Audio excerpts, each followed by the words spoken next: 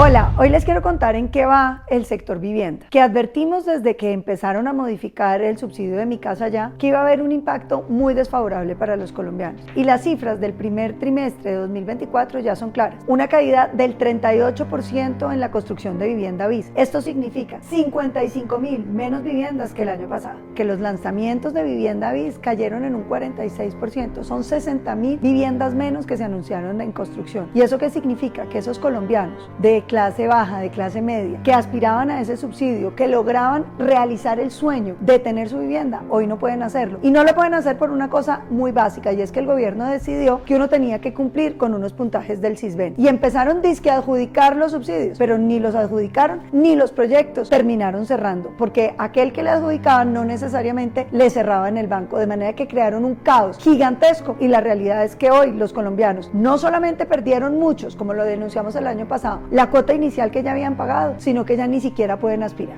Y por supuesto esto tiene consecuencias en el empleo de los colombianos. 50.000 colombianos que trabajaban en el sector construcción quedaron desempleados. En el 2021 entregamos 94.000 subsidios, 94.000 colombianos que pudieron ir a comprar su casa. En el 2023 caímos a 52.000, es decir, un poco más de la mitad se entregaron y la otra mitad de los colombianos se quedaron sin su sueño de tener vivienda. ¿Eso qué significa? Que la modificación de Mi Casa Ya no funcionó, porque no es verdad que fueran a entregar los mismos subsidios solo que a personas más pobres. Lo que terminó pasando es que le entregaron a un poco más de la mitad de los colombianos y la otra mitad se quedó sin poder tener casa. Y lo grave es que la plata se queda guardada. Uno de los propósitos de toda la modificación de Mi Casa Ya era que los municipios más pobres, categorías 3, 4, recibieran más subsidios. Pero después de este esfuerzo, dejarnos más o menos la mitad de las viviendas que se construían antes, logramos aumentar en 2 puntos. Pasamos del 2021, 6% de esos municipios al 8%, de manera que tampoco hubo una gran revolución. El gran cambio resultó paja. Y el déficit de vivienda de Colombia es de 8.3 millones de hogares que están esperando su vivienda. Por supuesto, a ritmo de 90.000 nos íbamos a demorar muchísimo, pero a ritmo de 50.000 pues serán el doble de los años.